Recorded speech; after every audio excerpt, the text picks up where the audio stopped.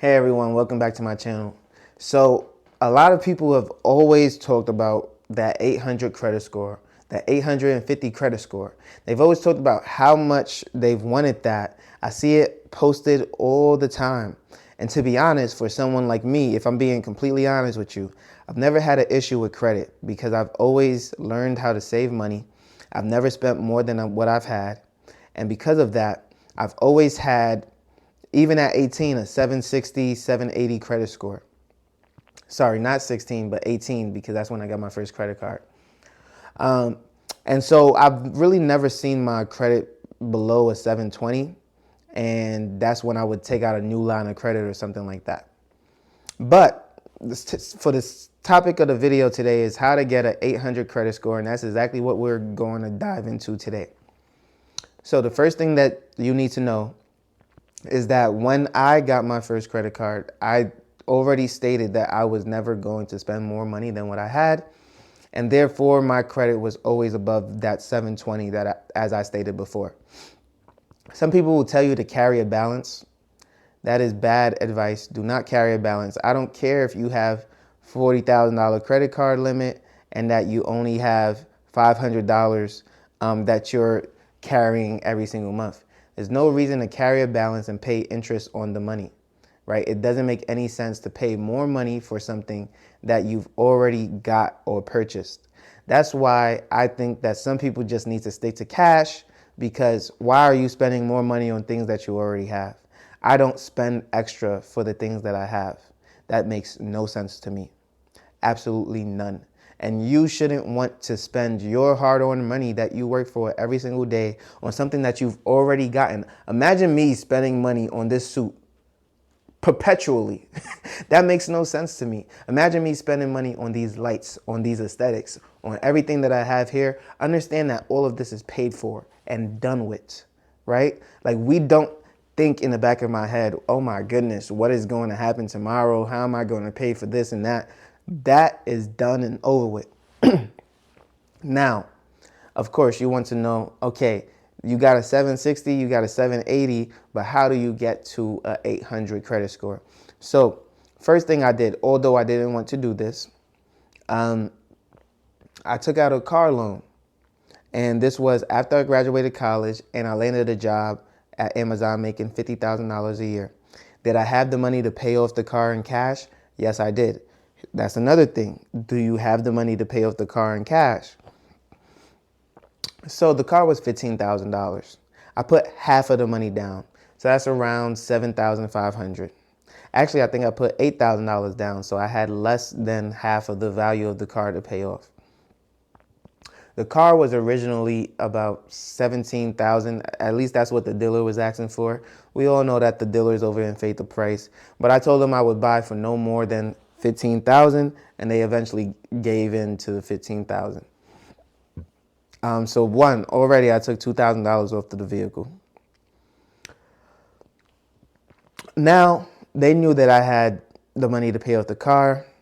I had a decent interest rate, and I started paying it every single month. So I think my monthly payment was about $150 for the vehicle with the interest rates that we were at, and I was paying about $400 a month. Keeping my money invested in the stock market, keeping some money on the sidelines and savings, and I was paying about $400 a month. Now, as we got closer to the end of the year, I believe I paid it off in about 10 months, and I just threw a few lump sums at it towards the end, like $2,000, $3,000, $4,000 here. And that was during the pandemic as well. So Trump did give a stimulus check out. So you could say that that helped as well. Even though, again, I had the money already, but when that stimulus check came, I had to realize, am I going to invest it? Am I going to pay off the vehicle? And I probably put that towards paying off the vehicle. If not that, that went towards something else, which gave me money to pay off the vehicle once again. So either way, that helped in a sense. Now, if you were on bad times, if you didn't really have it like that, maybe you used the stimulus check to have fun. Who knows? But that time has passed, and we can't rely on luck, right? So for me, that allowed me to pay off the car, pay off the vehicle. And so now that 780 credit score is now at like a 795. And car loans stay on your credit for about 10 good years. So I bought the vehicle in 2021, which means until 2031, I'm going to have a paid off car loan on my account. Now, I started to increase my credit limit. So over time, I just continued to increase my credit limit. I would just keep asking for a credit increase, credit increase, credit increase. Some of you may bank with Bank of America. Some of you may bank with TD Bank, Hutchinson Bank. All these places have different credit cards and different credit limits to start you off with. But if you continue to ask for an increase, you'll eventually see that you have a higher balance than most. And because of that, when you start to spend money and pay it off, the money that you spend is nowhere near as close to that 5–10% that you were spending previously. And so it's going to look like you're really not even spending anything whatsoever. And that's good on your credit. That's super, super good. It shows that you're really, really trustworthy, that you don't really use credit too much. And to be honest, I love credit because I can use that for expensive purchases, like buying a new car. So for example, if I need to buy a $30,000 car, I'll put that on my credit card. Some car dealerships don't allow you to put more than $5,000 on each credit card. And so you have to have a couple of credit cards carry around so that you can get those points and those benefits from each, card. Especially if you're already going to make the purchase and pay it off. And so those are the benefits for me. Now, make sure that you like, comment, and subscribe to the channel. You already know I'm about to drop you another gem. So everyone should know that I was a refinance mortgage lender for Chase Bank.